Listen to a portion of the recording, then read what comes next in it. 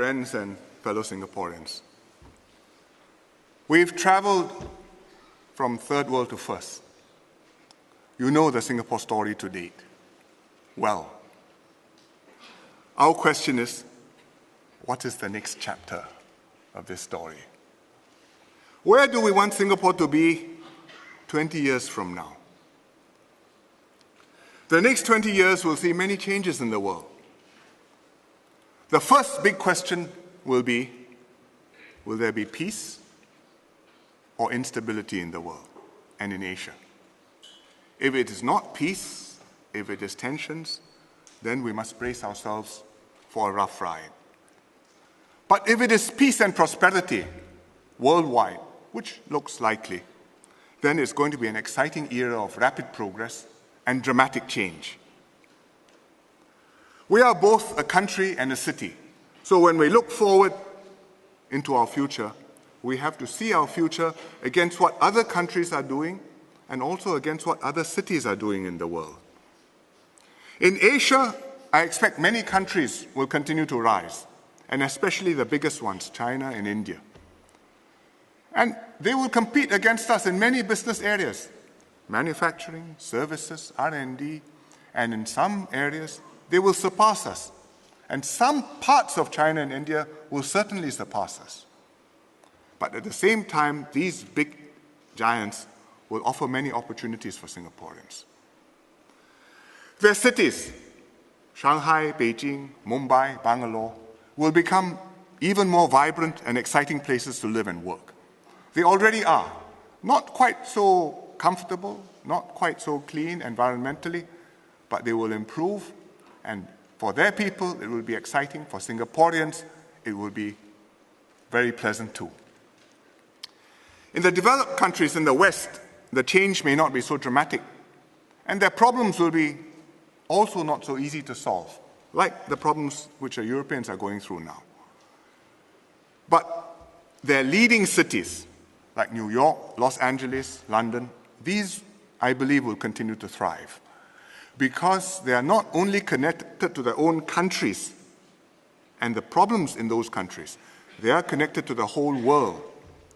Talent flows in, resources flows in, ideas come in, new projects, new companies start up, new changes which influence the world. And we have to see ourselves against those cities and ask us, where do we want to be? One of the big changes in the world, which will change the world, will be technology. It will completely transform our lives. Already, it's a huge part of how we live, work, and play. We don't always realize it, but it is. If I ask who in this room does not own a handphone, please put your hand up. You know what I mean. But think 20 years ago, how it was in 1992. Not a lifetime ago, just 20 years. It wasn't like that. People used coin phones, card phones. When recruits were called up in camp, confinement, queue up to phone home, like that. Today, when you're called up, or when your sons are called up, BMTC Pulau Tekong, the first night, the instructors tell them, please use your handphone, call home. Call your mother first, then call your girlfriend.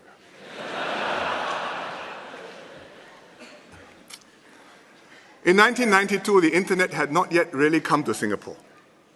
And nowhere in the world did anybody imagine Facebook or YouTube or how these gizmos and newfangled things would impact societies, impact our lives. And today, Singapore is one of the most wired countries in the world. So just think back those 20 years and ask yourself how you can imagine what 20 years from now will be like. Not just the technology, but what the technology has done to our lives. I just give you a few examples of things which we can see now, which I think will be big in the next 20 years. A lot of it to do with IT, with computers, with robots. The first one is this mysterious thing.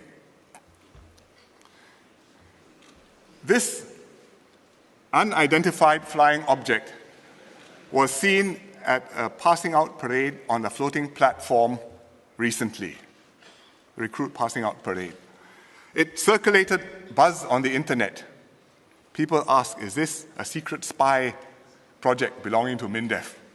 So I asked MINDEF, is this a secret spy project? MINDEF told me, after investigating the matter carefully, they said, no, it has nothing to do with me. This is a UAV, an unmanned aerial vehicle. No pilot, but it flies, it's smart. And whom does it belong to? Jack Neo filming his latest movie, Our Boys to Men. It's just one of many uses which UAVs will have in the future. The military use them, reconnaissance, targeting, communications. Civilians use them. You can use them for crowd control. You can use them for civil defense purposes. You can use them to manage crops, to keep track of what's happening on broad areas. So many countries are interested in this. The US Defense Research Agency, DARPA, ran a competition recently on the internet for people to design UAVs. Crowdsourcing. There was an NTU team which participated in this competition. It was called UAVforge.net. And the NTU team submitted a UAV, participated in this, and that entry was called Extractor X. There were 140 teams which competed in this competition from all over the world.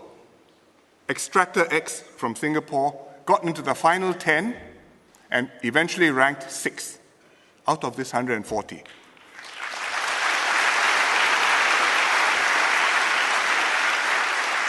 And I should tell you that amongst the people whom they came ahead of, one was the Massachusetts Institute of Technology, MIT, and the other one was the Japanese Ministry of Defense.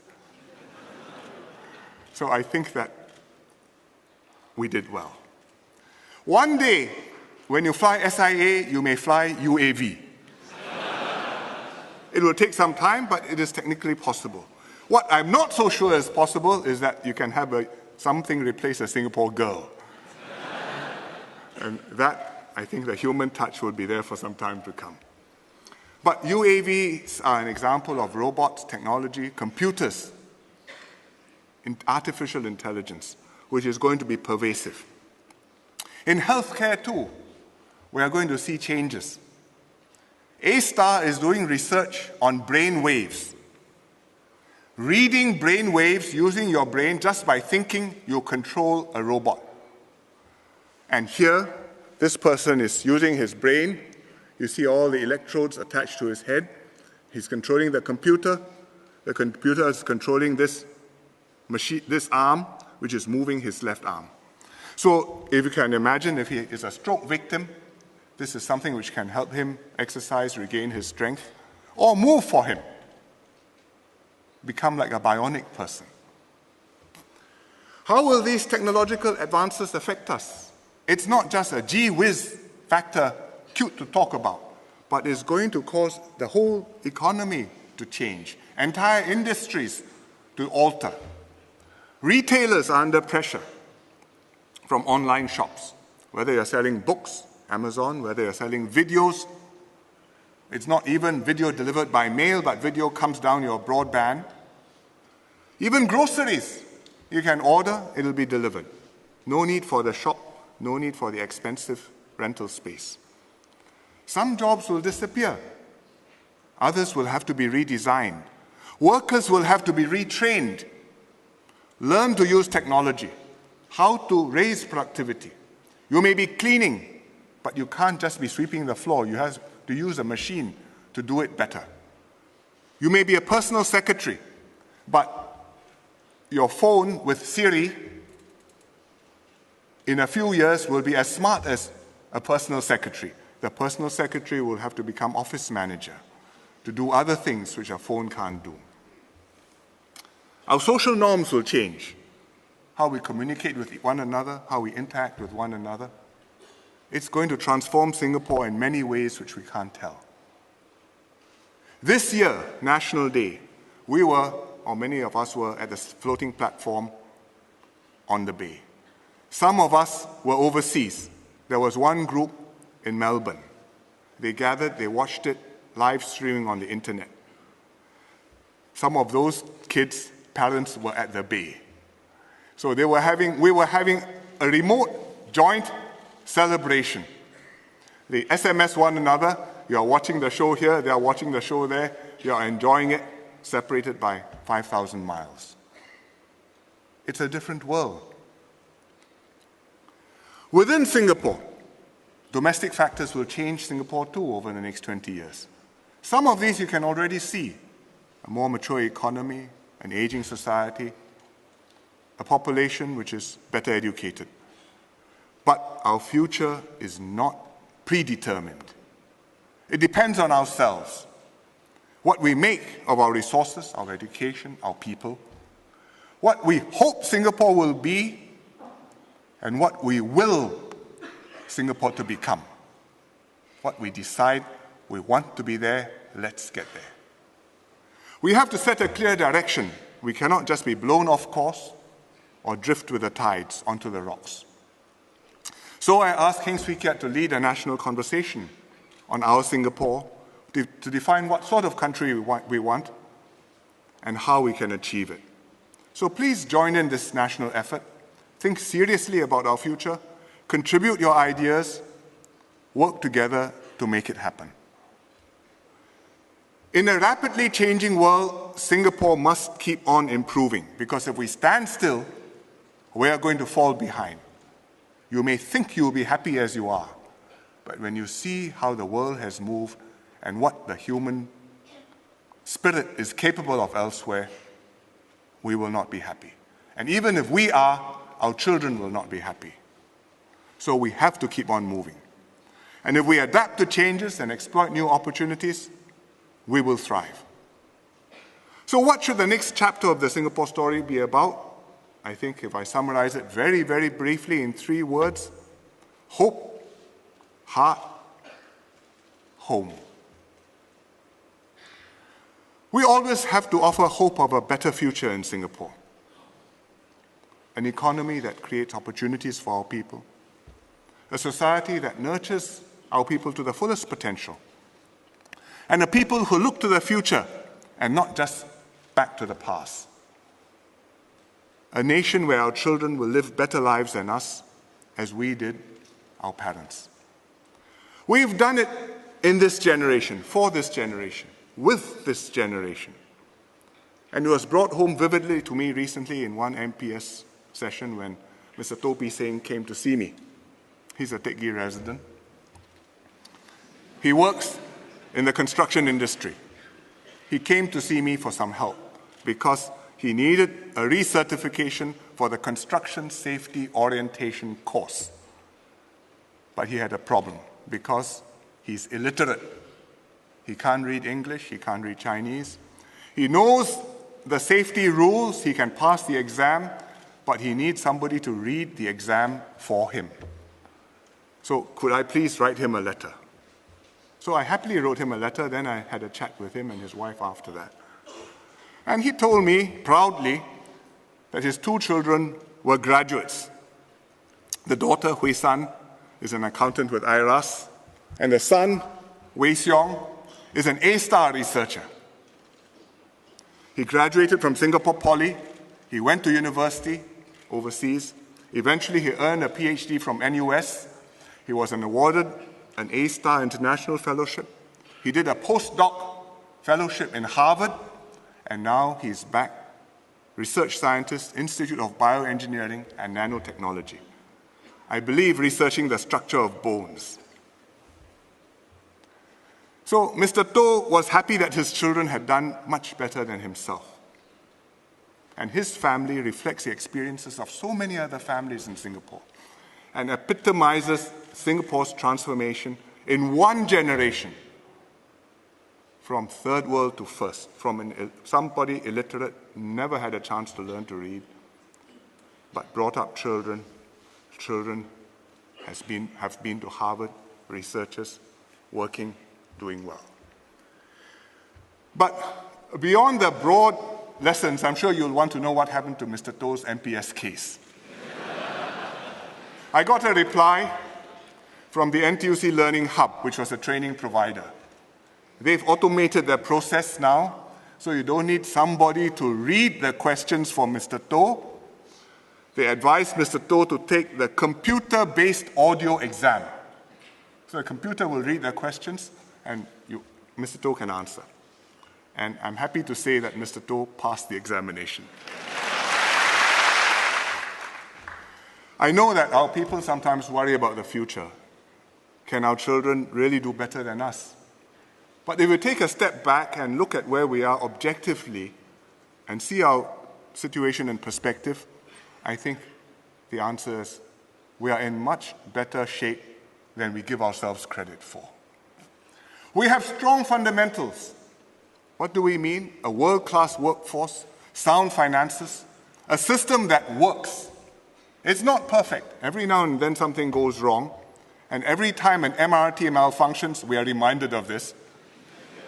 But we can fix these imperfections, and we can keep on making it better.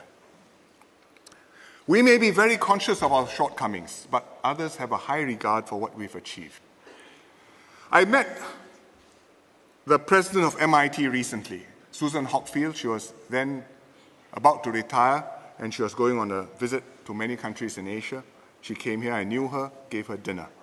And she told me how impressed she was with Singapore. She said, Singapore is the only country where you can see the full potential of the human spirit. And this is a person, head of one of the top institutions in the world, the brightest.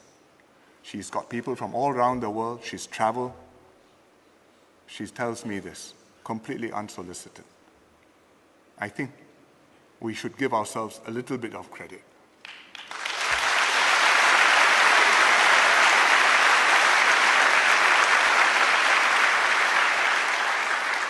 If we all work together and confidently tackle our problems, then I think we will improve our lives. On jobs, we are bringing in many new investments. We are creating new and better jobs. In fact, more jobs than we have persons to do them. We are strengthening the core of the workforce, the Singapore core of the workforce. We are offering new Singapore industry scholarships for Singaporeans to go to university and work for local companies to build up our local companies. This year alone, 90 scholarships and more to come. We are upgrading our low-income workers, whether it's cleaning, security industries, or others. The opportunities are there. Take advantage of them, upgrade yourselves to become more productive, to become more employable. Public transport, I mentioned MRT just now. We are making major investments in trains. $60 billion over 10 years. Many lines coming on. Thomson Line, work is going to start very soon. It goes from Woodlands to Marina Bay. The downtown line from Bukit Panjang to Changi Expo will open in phases starting next year. But train projects by their nature take time, major investments, and you have to plan well ahead. So while we do the trains, we are also working on the Bus Services Enhancement Program, BSEP. It was a little bit controversial when we announced it in the budget, but it's a good thing. I think it's the right thing to do, and it will benefit many, many Singaporeans. And the commuters should start to see new buses, new services, and better frequencies under the BSEP starting by next month, progressively as we phase in the additional buses and as we hire and train the new drivers. On aging and healthcare, new hospitals are on the way. Ng Teng Fong Hospital in Jurong and the next one in Sengkang, well under planning. We are building more nursing homes and daycare centers. But on your part, please make the effort. Keep fit, live healthily is the best and the cheapest health care anyone can provide himself. On housing, we are cutting the waiting time to book HDB flats, and I'm confident that nearly every Singaporean household can afford and can get their own home. We've done it before, we can continue to do it. There's enough space to accommodate the whole population, even as it grows somewhat. We're developing more housing estates. In the longer term, we will reclaim more land. And we're not just building flats, but creating better living environments with green spaces, blue waters, clear skies. And with your help, we are building stronger communities. Communities where people live happily together, where people cooperate with one another. There's one thing I should mention apropos housing before I move on, and that is the question of housing for singles. It's something which is on the minds of many Singaporeans because the single numbers have gone up. Singles can buy HDB flats on a resale market and get a government grant, CPF grant, but they are not yet allowed to buy HDB flats directly from HDB. And I think this has caused some concern because resale prices have gone up. I fully understand these concerns. I should say MND also fully understands the situation, and I would also say Common One is looking actively at the matter.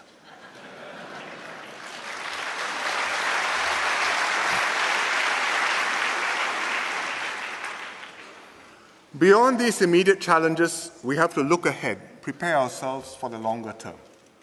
And the most important long-term investment we can make is in our people and to make it through education. It's the key response to progress in technology and to the changing world. If you ask, how do I cope with UAVs, with technology, with computers, with life sciences, with new processes and products, the answer is educate yourself for the new world. Learn to control the computers and robots. Don't get replaced by them. We've got to keep upgrading ourselves, outthink and outsmart the competition, and be smart enough to take advantage of the technology. And we have a good education system at all levels. Our universities produce graduates which are highly sought after here and abroad. This picture was taken, I think, in this room.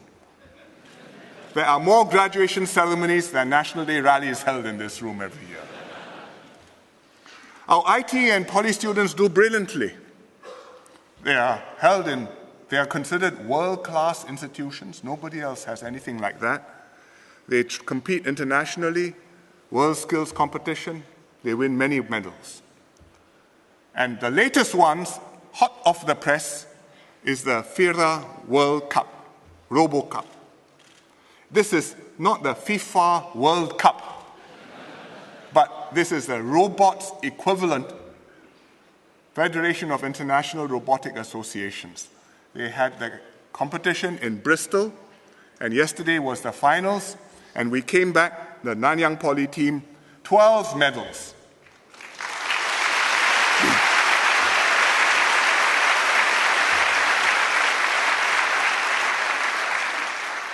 Seven gold, 3 silver, 2 bronze. There are two classes, bigger robots and smaller robots. So the large one, Evo Rocky, won the overall gold. What did it get gold for? Sprint, weightlifting, penalty kick, lift and carry, marathon.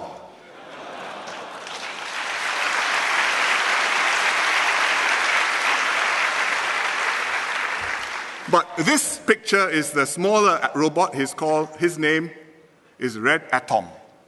And he is the world record sprinter. World record sprinter.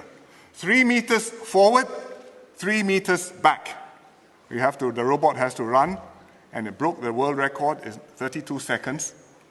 And BBC reported on this and described him as a Usain Bolt of robots.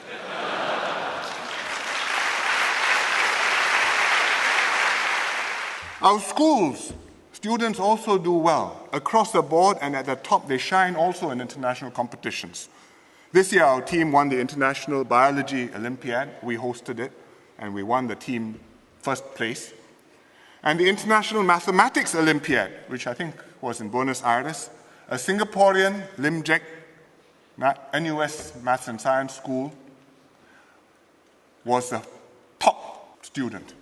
He came first, full marks, the only one to score full marks this year. First time it's happened.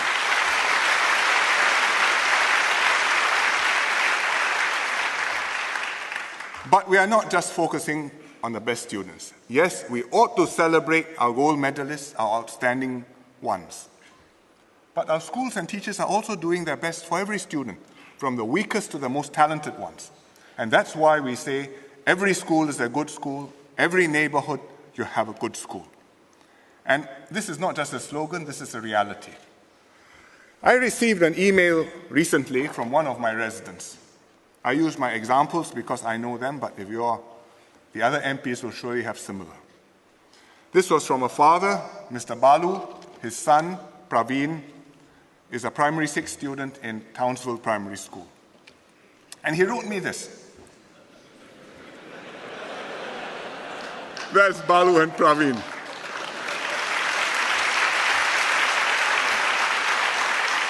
He said, I'm impressed by the openness and approachability of the teachers, together with the guidance and motivation of dedicated teachers like Madam Suhaizan and Mr. Kwek.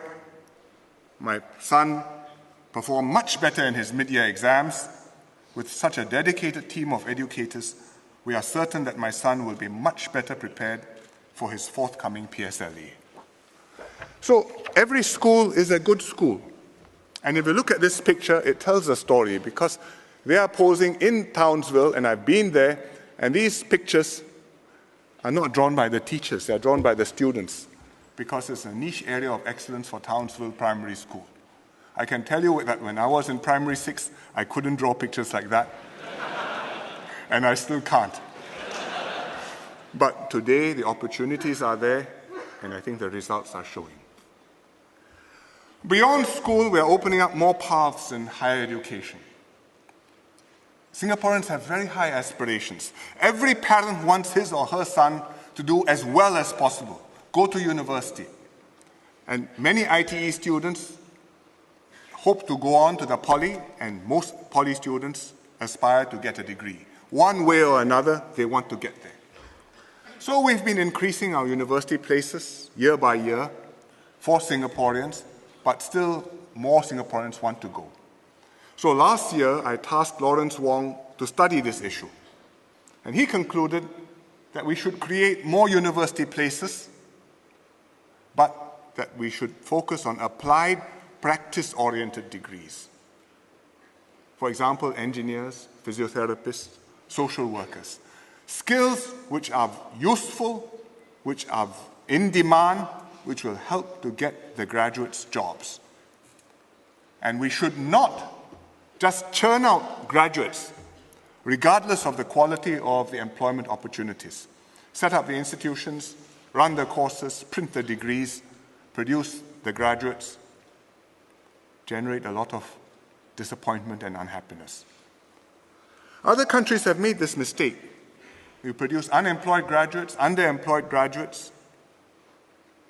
Europe has got them, Britain, America, even China.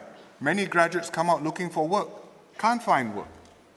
So we must avoid leading people up the wrong path, misleading them, that if you spend 3 years of your life doing this, at the end you will have a happy outcome. We must make sure that if we let people go that way and encourage people to go that way, that at the end, the prospects are good. Right now, we have 2 institutions that work closely with industry and emphasize practice-oriented teaching. One is SIM University, called UNISIM, which is a private institution, and it runs part-time courses for adult students. And it collaborates closely with the industry. For example, it runs aerospace systems courses. And the courses include a practicum, meaning the students have to spend a certain number of hours or weeks with a company in the industry, working in the company, learning about the practical aspects of aerospace engineering. And they do the same with their social workers and their other courses. The other institution is SIT, the Singapore Institute of Technology, which has high-quality foreign partners in focus areas. For example, one partner is DigiPen, which is one of the top American institutions for interactive digital media. And here you'll see the student rendering something, and the younger ones among you will know that this thing is called an ATST. Star Wars, all-terrain scout transport walker. I confess I didn't know I had to learn. But the young ones know, and they are going to master this. SIT is partnering Technical University of Munich, TUM, science and engineering courses. Here they are doing robots. I think this must be a robot soccer game. They are partnering the CIA, not the Central Intelligence Agency, but the Culinary Institute of America. Learn culinary arts. Again, one of the top institutes. And if you're going to be a chef or going to be running a restaurant, the CIA teaches you how to do it well. Here, the students are learning from an American chef about pita bread. So SIT works with the foreign partners, and the degrees are currently awarded by these foreign partners. So what will we do? We will increase the full-time places for applied degrees.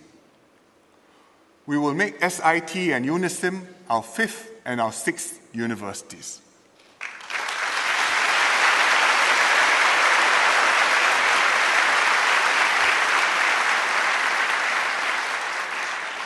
SIT will expand, and it will award degrees in its own name in addition to the partnerships it has. UNISIM will add full-time programs to its part-time courses, and it will build on its strong industry links, but it will remain a private university. And that way, we can increase the current full-time university intake by a total of 3,000 students a year by 2020.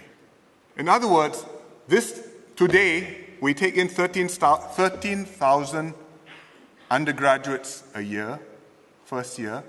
By 2020, we will take in 16,000 students a year, 3,000 more. And that will mean 40% of each cohort will go to university, up from 27% today. And that will include more poly students and more JC students. And I think that it will help to meet the aspirations of many Singaporeans.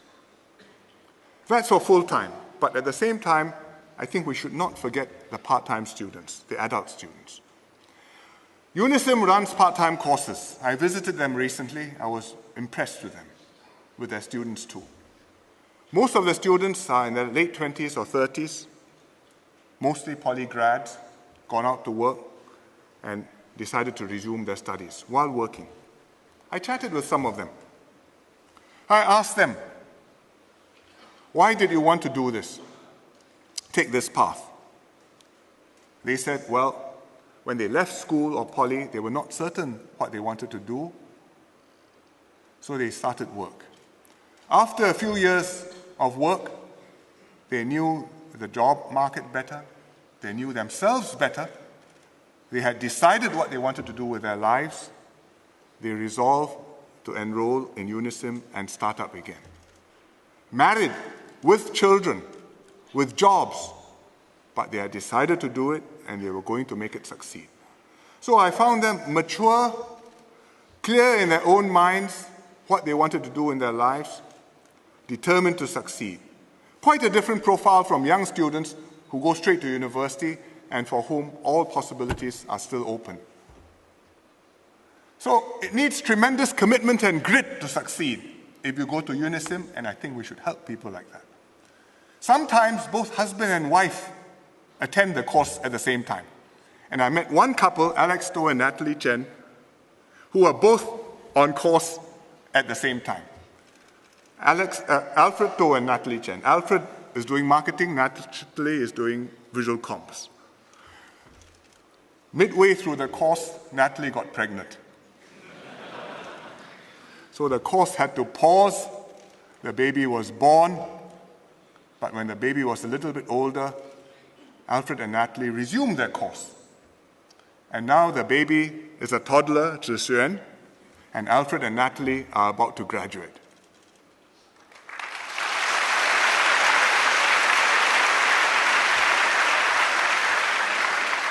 So I think they deserve our congratulations. So this is a very good option for some segment of our students to leave school, go to work, and then later on when you're clearer what you want to do something which is focused, practical, and will help take your life aims forward. So we should give them more support. How? We'll make more part-time places available.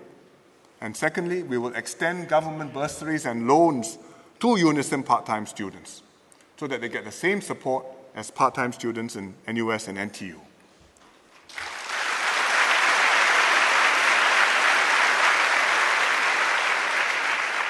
When I met the students, some of them asked me, says, can you allow us to take our CPF for education, just like people can for the full-time courses? I said, no, you are working, you have responsibilities, your CPF is for your house and your future. We will give you more support. I would prefer the government help you rather than you take from your CPF.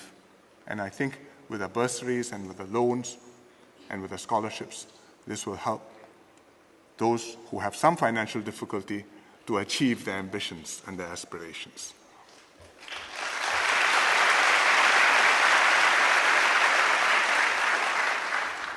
MOE will announce the details later, but I hope Singaporeans will take advantage of this, not just to collect a piece of paper, but to develop yourselves, learn something useful, make a contribution to society.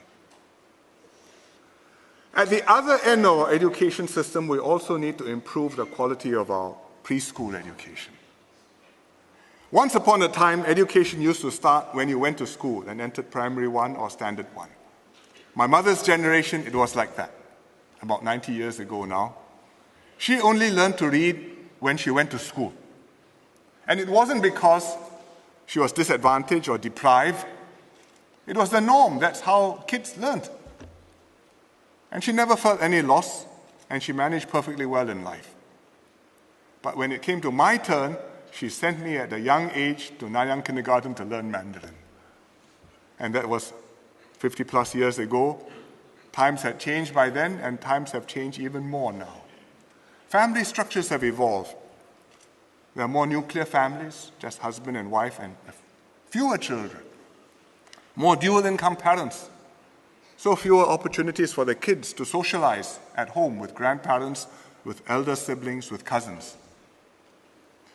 We now know how important the early years are for children's development. The brain is most receptive to learning certain things at that age, especially languages, sounds, grammar, pronunciation. It's an age where kids can gain confidence and curiosity about the world around them. What's that? Let's go and explore. Let's take a small risk, learn what is dangerous, what is not. It's also when kids should pick up positive behavior, social skills, and learning attitudes. When to queue up, take your turn, share. And so good preschool education will prepare students to enter primary 1, and it will provide many long-term benefits later on in life, whether in terms of your career stability, in terms of not getting into trouble with drugs or with crime, in terms of your family stability when you get married. So today in Singapore, nearly 99%, nearly all children, in fact more than 99% of kids already attend preschool. There's a diverse mix of operators. 2 key anchor operators, we call them AOPs. One is NTUC, the other one is a PAP Community Foundation. They are the anchor operators, they have just under half the total market, and many different private providers as well. The government provides financial support to make preschool affordable. And we also provide support to the anchor operators to raise their standards. We've been doing this for several years. We're making progress, but I think it's not enough, and we have to do more. I think we have to substantially raise the quality of preschool education for children aged 5 and 6 years old, especially the AOPs, the mass market anchor operators. And at the same time, we have to keep preschool affordable, especially to the middle and lower income households. Because if you're going to raise standards considerably, it's going to mean more resources, higher costs. You're going to recruit more teachers, even better quality teachers. It's going to cost money. And if you're going to do that, without raising the cost to the parents and keeping it affordable, the government has to come in. Our objective is to level up all our students and make a positive difference to their development, especially the students from the disadvantaged homes. So the government will invest substantial resources in preschool education and play a more active role. First of all, we'll establish a new statutory board to oversee preschool education.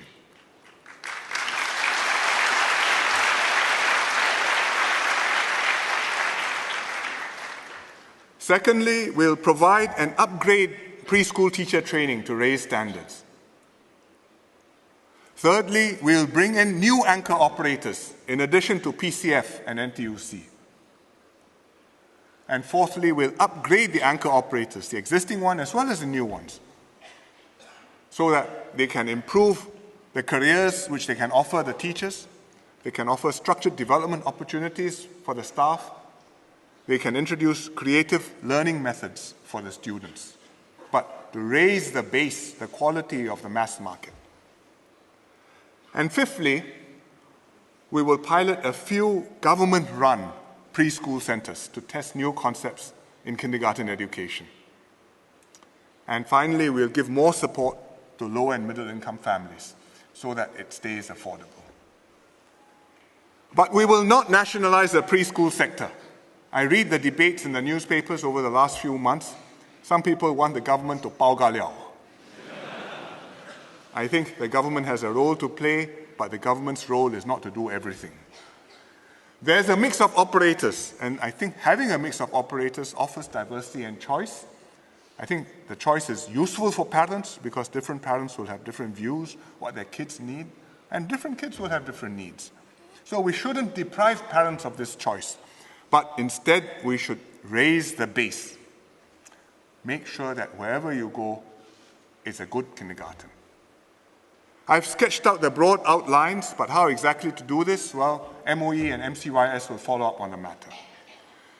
The transformation will take some time, but I'm confident that 5 to 7 years, we will be able to see results. But I would like to offer one caution to parents. Please let your children have their childhood.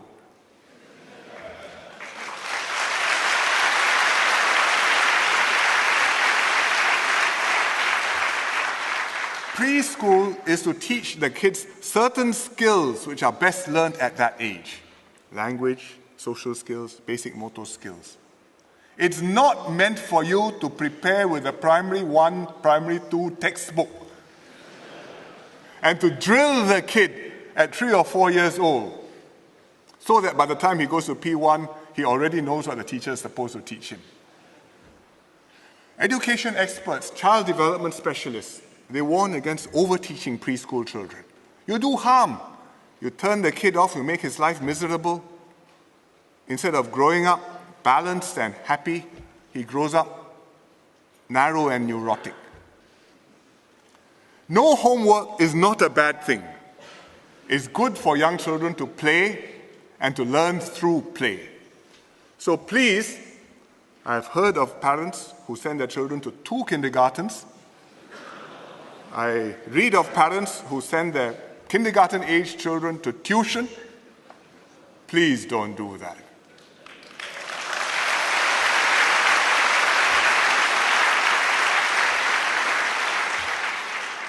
Education is vital to the future of Singapore, to creating hope for a better tomorrow.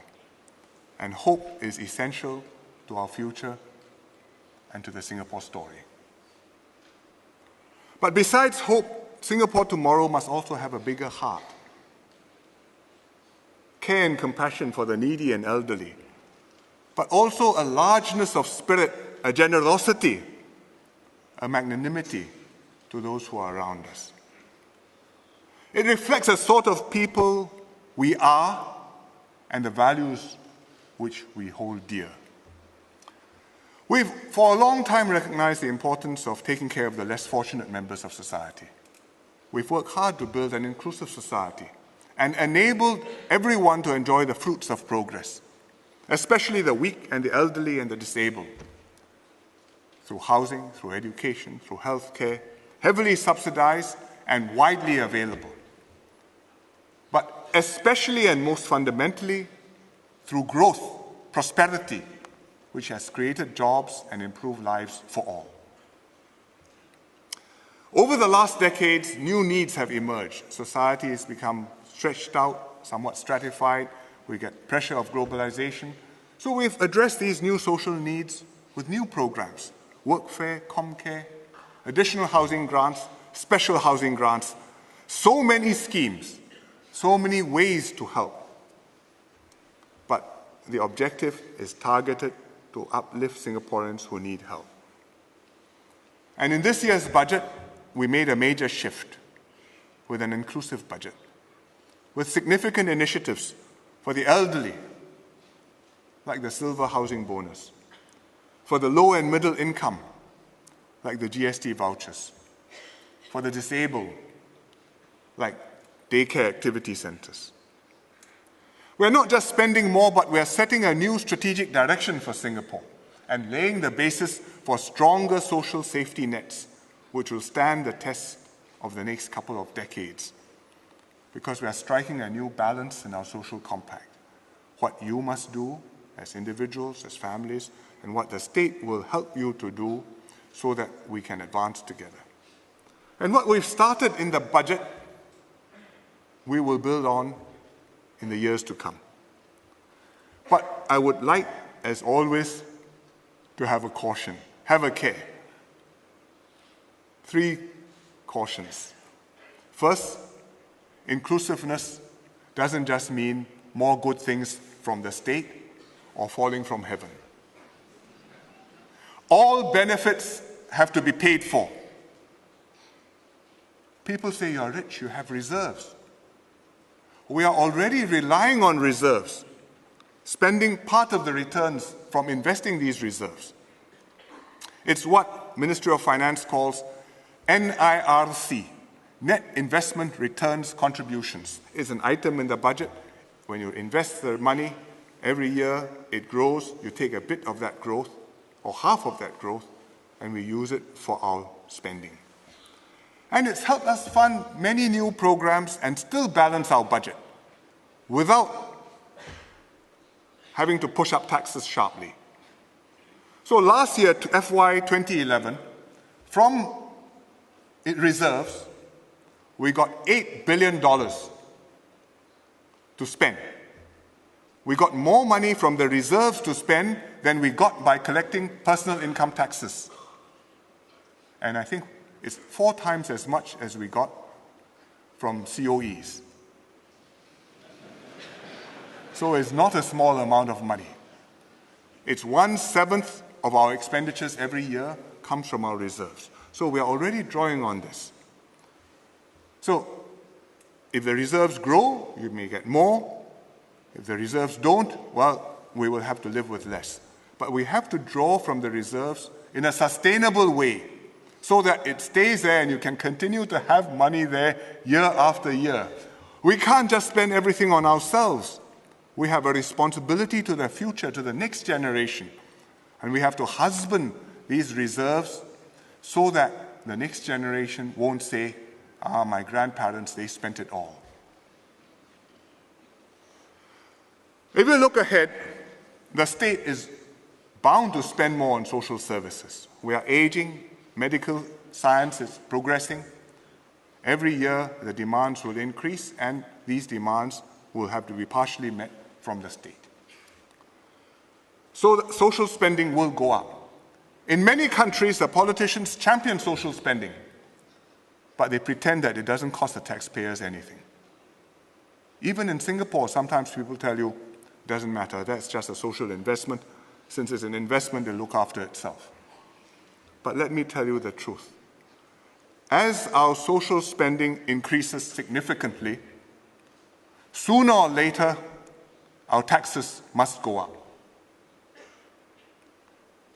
Not immediately, but if you're talking about 20 years, certainly within that 20 years, whoever is the government will at some point have to raise taxes because the spending will have to be done and the spending will have to be paid for.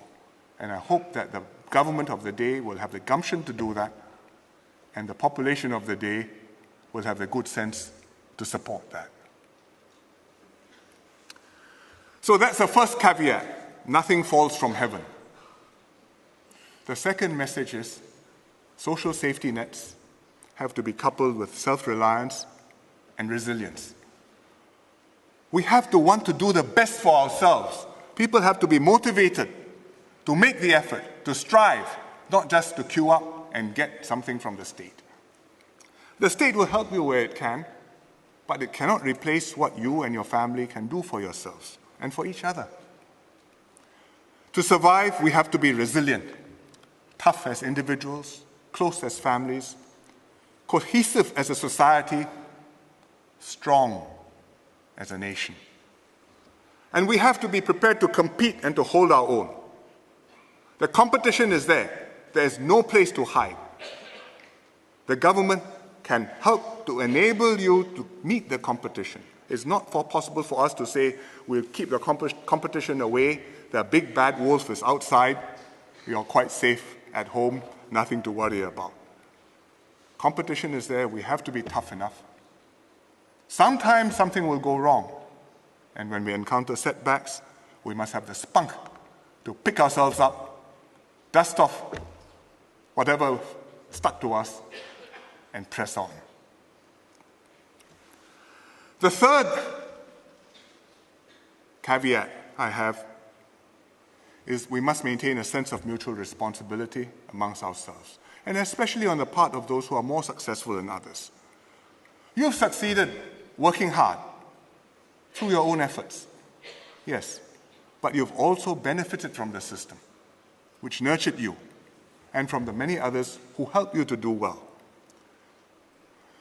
President Obama in America said this recently. He got flamed because it got politicized. He says, Obama said, if you succeed, it's not because of yourself.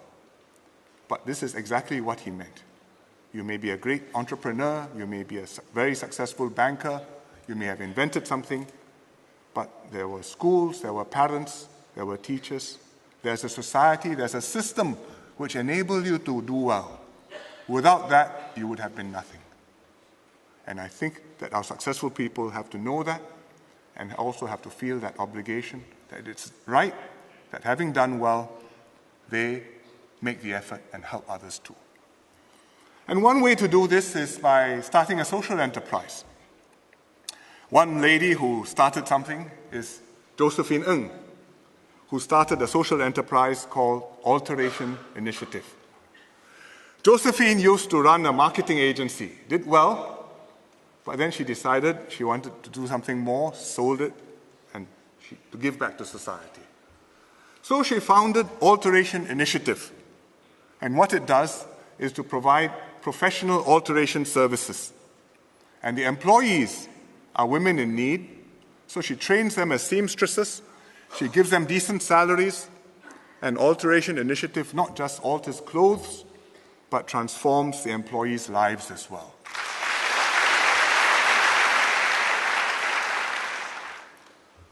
Besides social welfare, another aspect of having a big heart is very important, and that is knowing how to treat one another on this little island of ours. We've built a harmonious society by being big-hearted. We treat our fellow citizens with respect. We accommodate the practices and the beliefs and the customs of different races and religions. We share our void decks for Malay weddings, Chinese funerals, other ceremonies. There's a spirit of give and take, mutual accommodation. We're all in this same country together. And indeed, I think most Singaporeans are generous by nature. You read many heartwarming stories and thank you letters in the Straits Times forum. Taxi driver returns a handbag left in his taxi. Old lady fell down. Stranger came, picked her up, helped her cross the road, go home. These are all ways which we ought to be behaving and acting. More people are donating to charitable causes. Young people particularly are passionate over causes beyond themselves. I met a bunch of youth leaders recently over tea, and I was very cheered by the experience, just as you heard Lawrence Wong talk about it earlier. Because they were engaged, they were positive, they were doing something about it, not just talking about it, and they could see how their efforts were making society better. One of them was Tok King Ling. She's a youth volunteer, and she leads overseas youth expeditions. She topped her class in Nanyang Poly. Now she's pursuing a social work degree in NUS. And I think she will make an outstanding social worker because her passion is there. Farhan Firdaus, another active youth volunteer, he founded Voluntarius, which is an organization which brings youths together to do good work. For example, cycling to raise money for disadvantaged kids. And there are many more stories like that. But I would be less than honest if I didn't tell you that there are also some troubling signs, which we can all see. Residents reserving public roads outside their houses to park their own cars.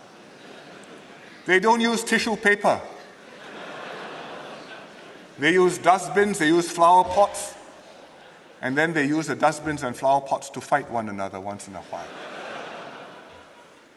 HDB neighbors on the same corridor quarreling over the washing of the corridor. One wants it clean, the other one wants it dry. No end of arguments. Placing of potted plants. Arguments over noise. One says he's practicing his singing, the other one says you're disturbing my child's examination preparations. It becomes a feud. The RCs have a big headache because they are friends with both, but they cannot make the problem go away. People objecting to nursing homes and studio apartments in their own place, but please put it just across the road so it's not too far away. These are not new things, it's still only a minority, but we seem to be getting less patient, less tolerant, less willing to compromise in order to get along. Maybe it's because we are losing the kampong spirit. We talk about the kampong spirit. We think back to the picture just now which I showed in my Chinese speech of how the kampong was. All the kids, big and small, gathered around the well. So you're not just collecting water or washing clothes or bathing, but you're interacting with one another and therefore getting along with one another. When we move into HDB flats, some of that remain. You had the common corridors. People leave the doors open, talk to one another. There are common spaces. You may wait for the lift, and in the old days you wait quite long for the lift because one lift on 3 floors, no LUP yet. So one way or another you interact with your neighbors and you become friends, and so there's give and take. But today we lead more private lives. The corridors are, many of them, not common corridors. 3, 4 flats share one lift landing. LUP, now you don't have to go downstairs and meet people from three levels, just people on your floor. Work takes more time. There are fewer opportunities to bump into neighbors. Unconsciously, less interaction results in less consideration, maybe more self-centered behavior. And maybe that explains why there's a rising trend of not so good behavior. But we shouldn't let this spread and make us into ugly Singaporeans. I think we'll be ashamed of ourselves. We should do our best to be big-hearted to our neighbors, to our fellow citizens, in fact, to our fellow human beings. And it's not just a matter of courtesy, it goes much deeper than that. It reflects how unselfish we are, how much we respect other people. There's one particularly difficult area where we need to be big-hearted, and that is in relations between Singaporeans and non-Singaporeans. I think most Singaporeans understand the need for immigrants, for foreign workers, and accept them. But many Singaporeans have concerns because the influx has caused some real problems, and I completely understand this. And I think it's fair enough for people to express concern or to disagree with our immigration trends or oppose our immigration policies. That's part of the democratic debate. But I'm worried by some of the nasty views which are expressed, especially online and especially anonymously, which brings out the worst in people. When a foreigner says or does something wrong, especially to Singaporean, the response is overwhelming. But when a Singaporean does something wrong, which I think we all have to admit once in a while does happen, very often the behavior is uncriticized. And when a foreigner does a good deed, very often that goes unnoticed. I give you some examples from the internet. Sun Xu became famous. NUS student made an angry blog post offensive. He was roundly and rightly chastised and punished by NUS. But if you go online, you will find many nasty posts by Singaporeans about foreigners. In fact, there are some websites which specialize in tormenting and berating certain groups of foreigners from certain countries.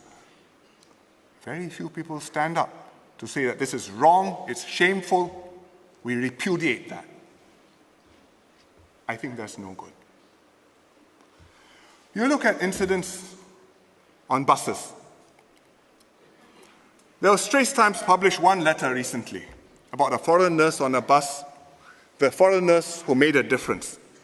Because a woman, old woman, got sick on the bus, threw up, dirty, smelly, the other passengers all shied away.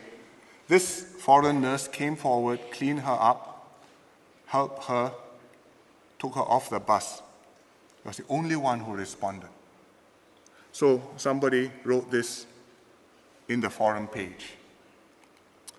There was no video, there was no YouTube, there was no internet response whatsoever. On the other hand, when two women quarreled over a bus seat, you know which YouTube video I'm talking about. The non-Singaporean behaved and screamed outrageously. The Singaporean sat there. The video went viral. So I think this, as the Taiwanese author says, 独眼龙, one-eyed dragon. We cannot afford to be one-eyed dragons. It reflects badly on us. It damages our international reputation. People think that Singapore is anti-foreigner, xenophobic. New York Times carried an article. Very powerful headline. In Singapore, vitriol against Chinese newcomers. Other newspapers carry stories too. Herald Tribune carried the same story, softer headline. Financial Times, Wall Street Journal, even Xinhua carries stories. It doesn't do us good. But more fundamentally than that, apart from our reputation, it speaks poorly of what sort of people we are. I mean, what sort of people do we want to be? We need to be people who are proud of ourselves, who have a heart, who can feel for our fellow human beings, who will be courteous, respectful, and behave with others as we would like others to behave to us. It's not my job to give a lecture or a sermon. This is a speech. But I have to point this out. This is my duty. There will be social frictions from time to time. It's unavoidable. There will be non-Singaporeans who will behave badly. They may post something offensive. They may behave badly towards neighbors. They may offend people of other races because they are insensitive. They don't know what the norms are. And ditto, from time to time, there will be Singaporeans who do that too. And unfortunately, technology is one of the things which has made this worse, because with smartphones and social media, it's easier to give offense and it's easier to take offense. You cannot pretend you didn't see, and even if you think nobody saw, somebody may have filmed it. So we should deal with these incidents maturely, It's all right to express disapproval of what's happened. It's necessary even. It's not all right to be a one-eyed dragon or to condemn all non-Singaporeans or all Singaporeans based on the actions of a few bad apples. Also, it's wrong to slam the shortcomings of others but ignore our own transgressions. So we have to work on this from both sides. Singaporeans have to show a generosity of spirit to one another, including to the new arrivals. And the new arrivals also have to make the effort to embrace our values, to commit themselves to Singapore, and to integrate into our community. We will welcome you into our midst, into our family, but you must make the effort too. There are success stories in integration. Many immigrants from the PRC serve in the grassroots or do charity work. Many Indian PRs volunteer as youth mentors in Sinda, help little kids to read, to have other activities outside school which are meaningful. I was told of one German PR married to a Singaporean who shops at Tekka Market, makes his own sambal, and loves durians. So I think he qualifies as an honorary Singaporean. But one story in particular caught my eye, and it's of a Vietnamese girl called Leha Tan Mai, who's here today. She came to Singapore when she was 15 years old, didn't speak English, on a scholarship. She went to school, she had difficulty adjusting because of language, but also because school was taught differently here and in Vietnam. But she went on to Temasek JC, things improved. Her classmates welcomed her, helped her to integrate. By the time she went to SMU, she was so localized that if you didn't know her name, you wouldn't know she came from somewhere else. So her fellow students elected her to become the International Student Secretary of the SMU Students Association. And her job was to lead efforts to encourage other international students to integrate with the locals and to learn more about one another's cultures. So here she is. This is not quite our culture, but nevertheless, this is Leha Tan Mai in the middle, jumping highest of all. So I read you what she wrote in reflection of her experience here. I feel as much a Singaporean as I am a Vietnamese. I have come to love the hawker food, the Singapore River that I jog along, the fireworks every National Day on a magnificent background of Singapore's skyline, the shopping malls a few streets down the road, the cinemas where I spend many nights watching movies, the schools I attend, and most importantly, the friendships I've made. The friendships I have made. So it's ultimately up to us how big-hearted we want to be. We may be a small island. We cannot be small-minded. We cannot just be a prosperous and successful country. We've also got to be a caring, a generous, a decent people. People who are gracious and warm towards one another as well as towards others. And that's the best way to ensure that tomorrow Singapore will have a bigger heart. Besides hope and heart, Singapore must always be our best home. A place where we feel that we belong, where we show our loyalty to our country, where we take pride in what we've achieved together and what we stand for. A home we love, which is a theme for this year's NDP. Families are a big part of what home means, because families are central to our sense of who we are. You're not the job you do, but you're papa or mama or daughter or granddaughter or cousins. These are the links which are the closest. Families give us the reason to defend and protect what we have. And when we say set up home, we mean settle down, have kids, bring up a family. And therefore, Singapore has to be a home where people want to get married, want to have children, want to bring up the next generation. But alas, we are having too few babies. I show you the TFR chart.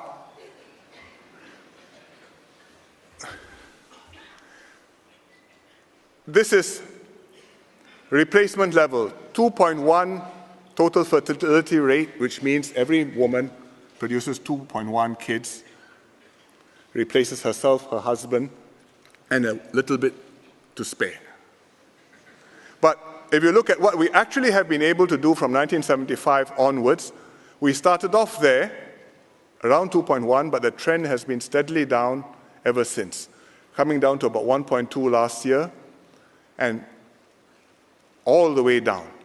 There are ups and downs from year to year. The red years are 12 years apart. 76, 88, 00, and 12. But I cannot imagine the 12 being here. And therefore, we have a problem. The long-term trend is down, but we cannot give up. We've got to do something about it. And when people ask me, which many visitors do, what problems do you have in Singapore? I offer them this one as an example of one not easy to solve. And they give me their ideas, sometimes serious, sometimes not. One Asian politician said, "Why don't you have more blackouts?"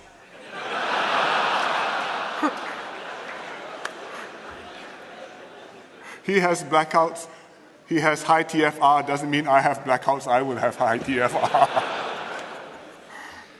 It's not so simple. More Singaporeans remain single or they're getting married earlier. Part of the reason is that we're working too long hours. And I'm saying this quite seriously. I think being connected 24/7 is marvelous, but having email round the clock is not an entirely good thing. Married couples are having fewer children. On average now, each married woman has 2 kids. Previously it was more, so this number has also been coming down.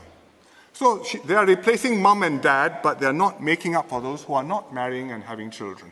And 20, 30+% now are not marrying, not having children. So we have a problem. Many Singaporeans have explained their considerations and their concerns when to get married, when to have kids.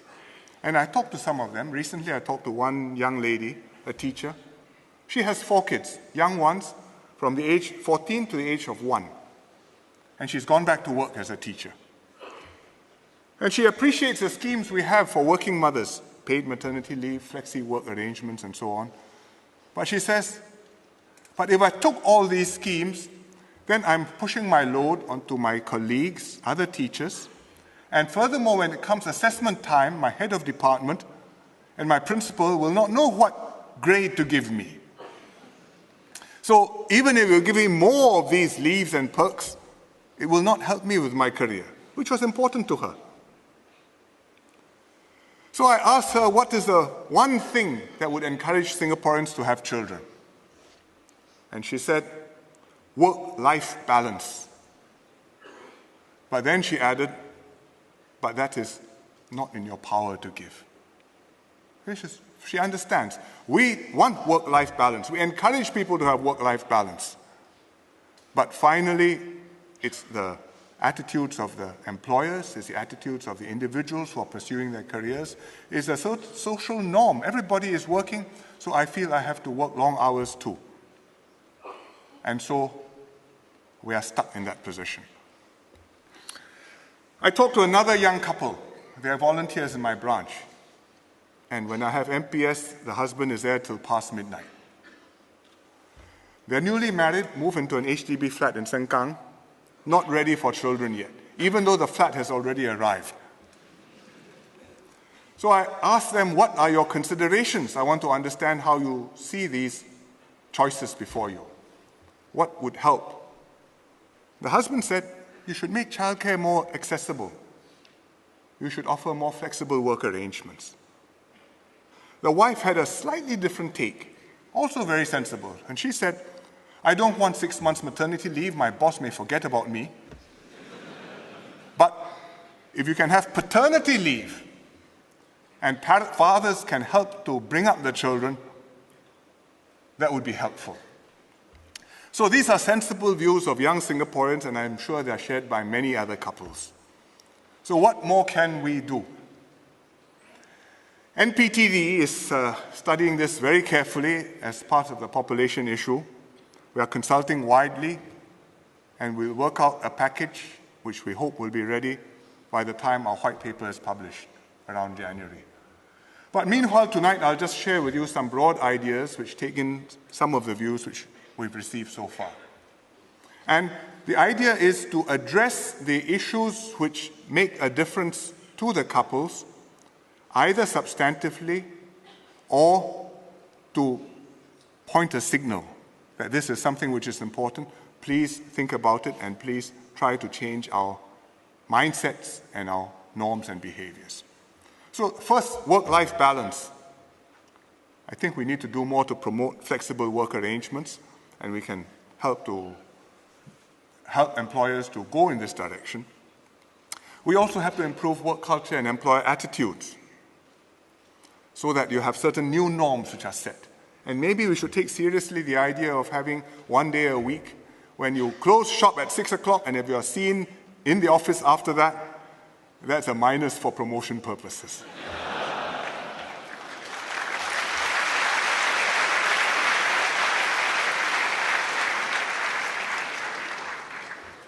Housing. In other countries, you get married, you have kids, then eventually you save up, you buy a house. In Singapore, it's the other way around. House first, then you think about marriage, then you think about kids. I think now that housing is off the boil and we have built more flats, many more flats in the pipeline, I think that we should give some consideration to giving couples with young kids priority when they book HDB flats.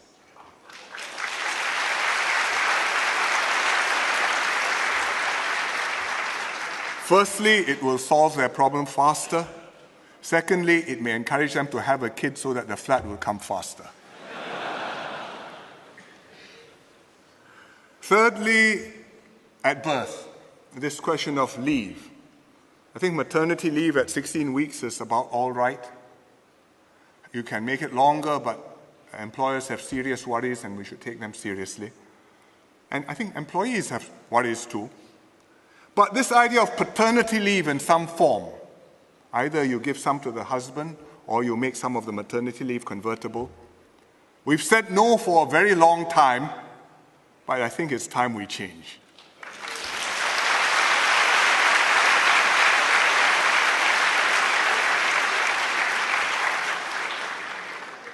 To signal the importance of the father's role and your shared responsibility for raising the children. So please use the paternity leave for the purpose it is given.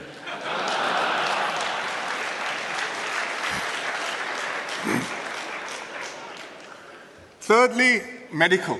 One of the worries which couples have when they bring up a kid is what something is wrong and the medical expenses, how are we going to meet that?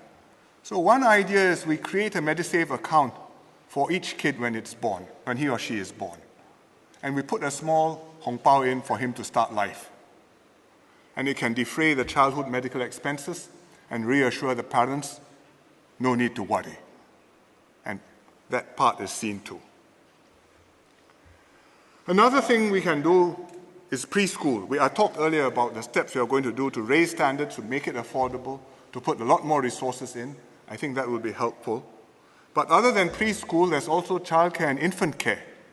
And we should give more financial support to low and middle income households for childcare and infant care. And as for the places where these are going to go, we need some in the housing estates near homes. I think we need some near workplaces, and we should help the operators who set up the centers in the housing estates or near the workplaces. And I hope that if one comes to a block of flats near you, you will welcome it even if you no longer have young children.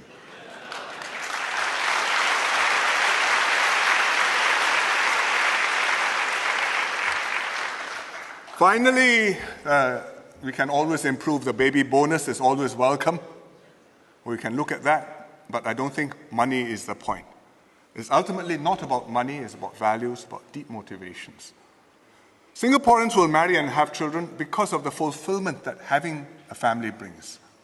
And the measures, as I said, are to address the practical problems and to point the direction, to signal the changes we would like to see in the mindsets.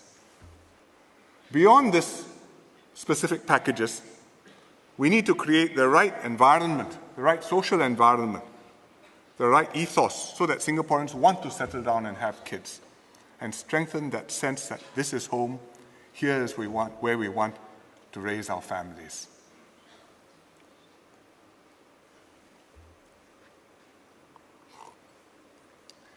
Besides families, memories of places, of old friends, of events you've lived through, are also essential to keeping Singapore our best home. It's often the simple things in life which remind us most of home. I was reminded of this recently when I got another email from the public, a young lady called Thekla Loong, who wrote to me to wish me Happy National Day. And she shared with me something which she had written, which I liked and I would like to share with you too. I quote a little bit of what she wrote.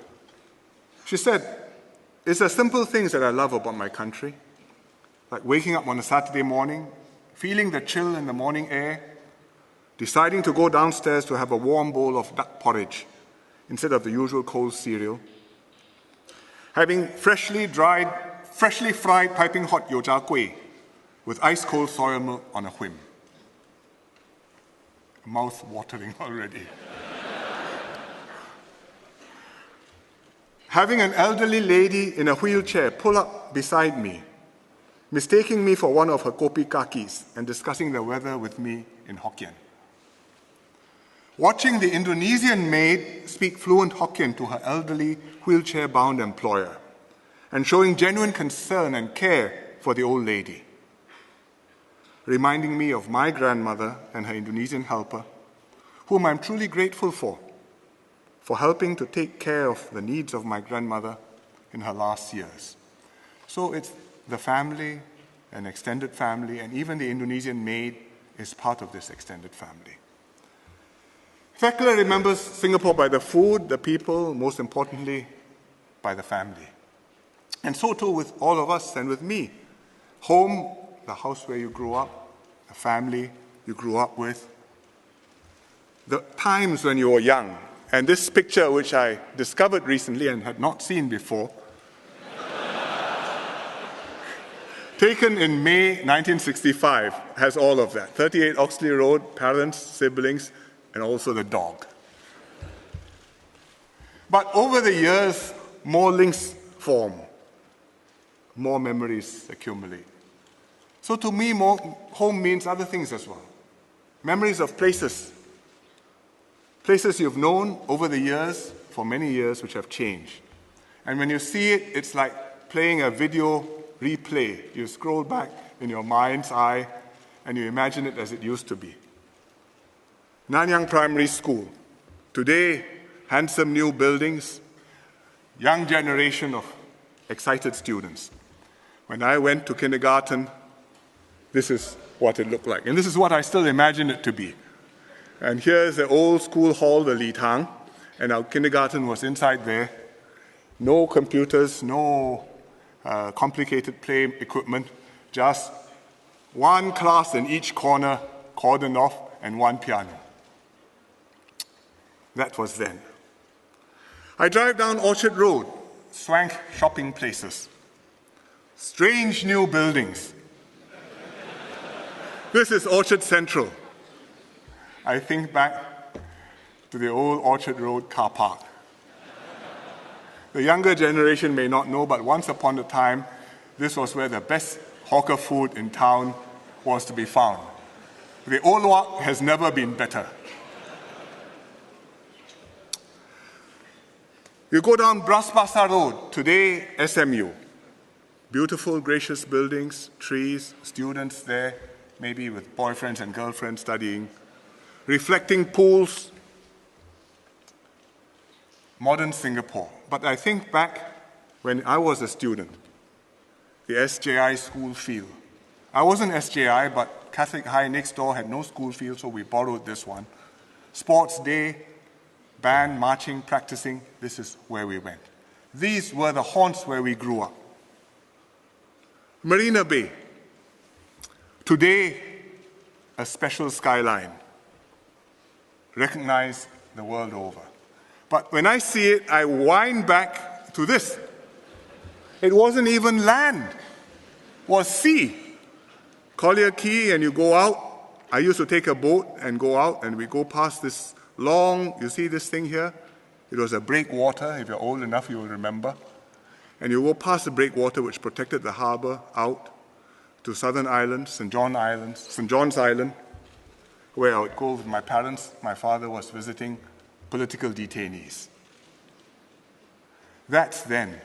And today it's become an icon like this. And it's not complete, because we will continue to build and improve, and in 5-10 years' time, you'll have something even better. So places add another layer of home. People are part of home. You meet old friends, old comrades, people you served with in the SAF. Happens to me not infrequently. Served together years ago, and you come across them, and it's always heartwarming when they say to you, "Evening, sir, I'm your soldier. We served together." And recently it happened to me. I was going around the tables at an iftar in Tek Gee, and the Malay gentleman stood up and said, "Hello, I'm Omar." And I looked at him, and my mind went back 40 years. 1975, Taman Jurong Camp, Corporal Omar, my vehicle electrician. 40 years had passed. He's happy, he's well, he's here. We rejoice. We were both so happy, I took this picture of us together on the iPhone. His son is now a cardiologist, so his story is like Mr. Topi Singh's. When you're overseas, you get a warm feeling when citizens greet you. People come up and say, "Hello, Mr. Lee, I'm from Singapore too." Happened to me recently. I and my wife were on holiday in Dalat, Vietnam, last December. We were quietly having breakfast in the restaurant. 2 young ladies came over to ask me to take a picture with them. So we did. And she said, "Well, I'm from Tek Gee Primary School. I'm one of the teachers there." You can see my breakfast is still here. I came out from breakfast. There was a group of Singaporeans there. "Li 先生拍照，我们是红帽桥来的." They are proud to be Singaporean. Sorry, please, Mr. Lee, take a picture. We are from Ang Mo Kio too, extended family on a trip. They are proud to be Singaporean, and they make me feel proud to be Singaporean. Events are part of home. You remember, I remember 9th of August, 1965, when it happened, 1966, our first parade. Nothing to march with except some national flags and colored flags.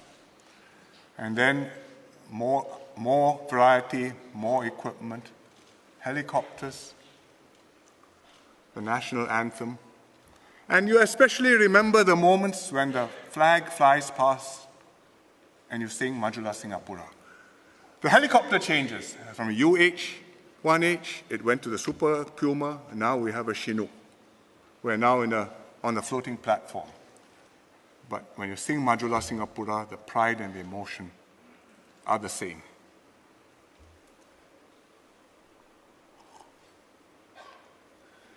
So all of us have our own memories and stories to tell, and therefore the Singapore Memories Project, 300,000 so far, still collecting. I've shared many people's memories today. Topi Singh and his family, giving his children the education he himself never had. Chung Win Ki, discovering a whole new world online and improving his chicken rice recipe along the way. Madam Chang Ka Fong, 87 years young, still playing basketball daily. Iskandar Jalil, creating beautiful pottery displayed all over the world.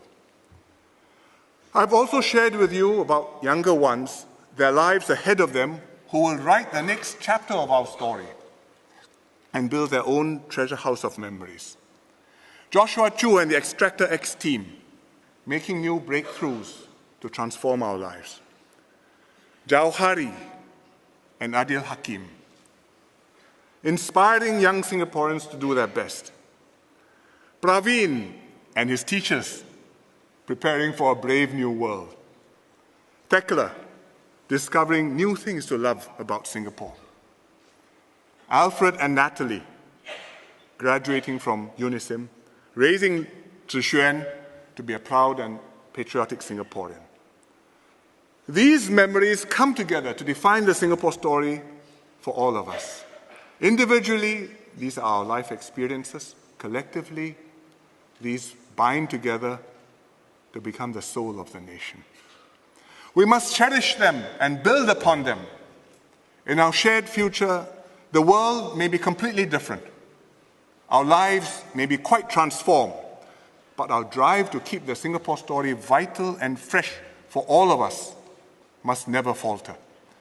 Let's work together to create a better Singapore, where we look to our shared future with confidence and hope, where we treat one another and others too with a big heart, where we build for our children and grandchildren our best home. Good night.